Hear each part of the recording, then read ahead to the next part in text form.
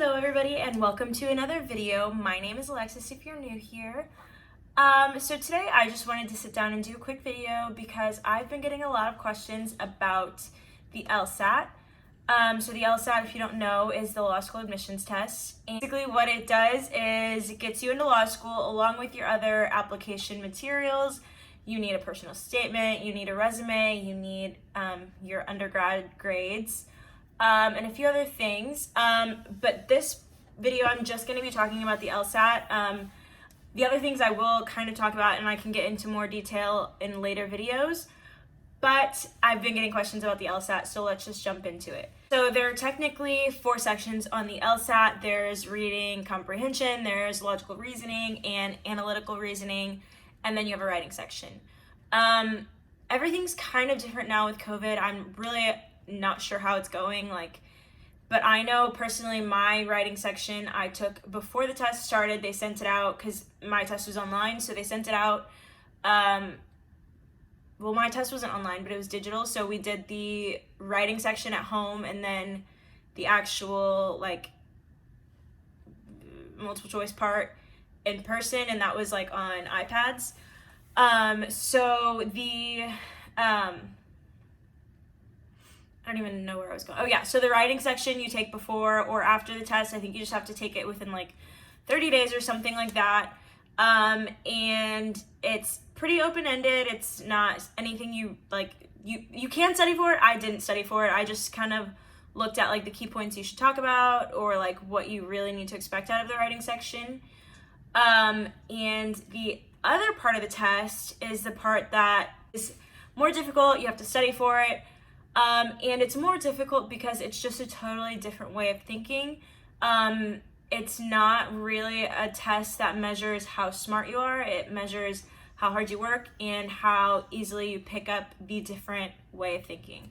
So I was a philosophy major in undergrad, and they told me it would really help with the LSAT. But suffice it to say, it did not. I actually did not do that well in the LSAT. I knew what school I wanted to go to. I knew what score I needed to get.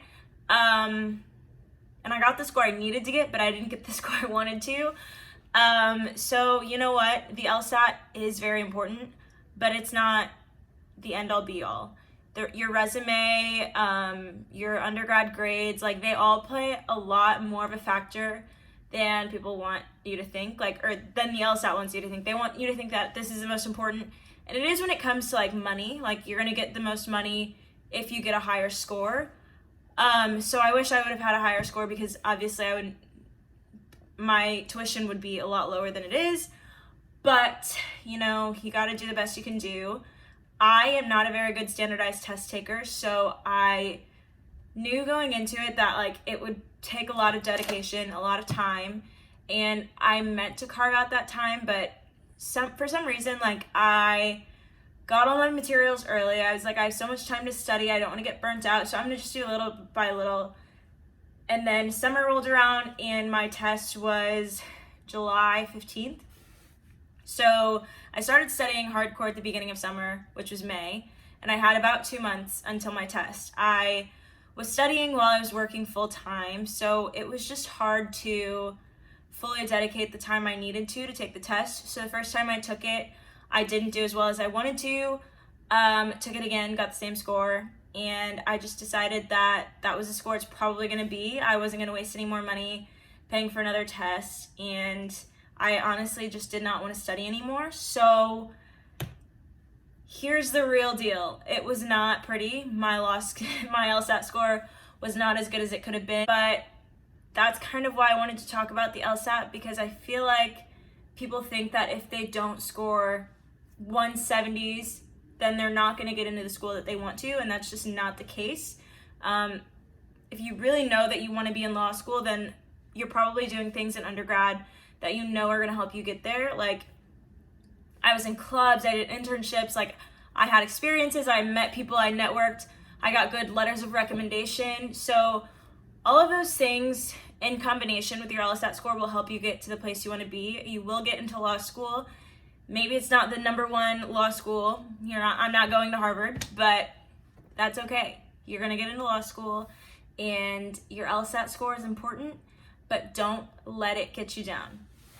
But anyway, here's the material I used to study for the LSAT. So like I said, I took the test twice. The first time was using a Kaplan book. I'll link it below. I don't have it on me anymore. I sold all my materials because I just wanted to get them out of my face. But I used a Kaplan book, and then the second time I changed up my method and I got a Princeton review book, and then I used the Khan Academy free LSAT prep course, which I highly recommend doing a lot of free stuff before you start doing the stuff that costs more money.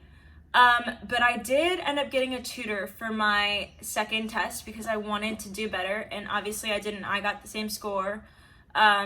So I honestly, it wasn't that helpful. I just got a tutor that I found through a friend of a friend. The LSAT prep courses can get expensive. The tutoring courses can get expensive. So I think the most important thing is seeing what kind of free resources you're not taking advantage of already.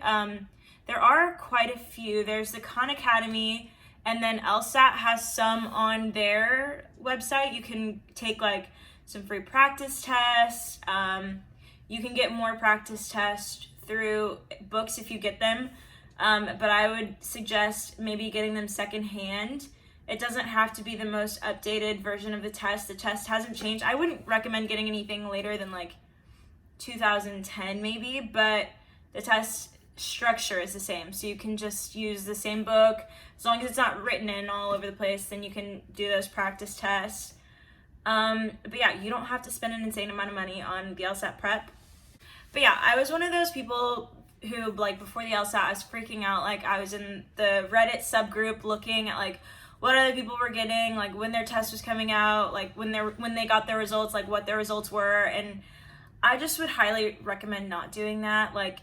You can be in the subgroup, you can see what people are asking, but more often than not, it's going to overwhelm you. Some people do really well in standardized tests, and I have never been one of those people. I've never really done well in standardized tests.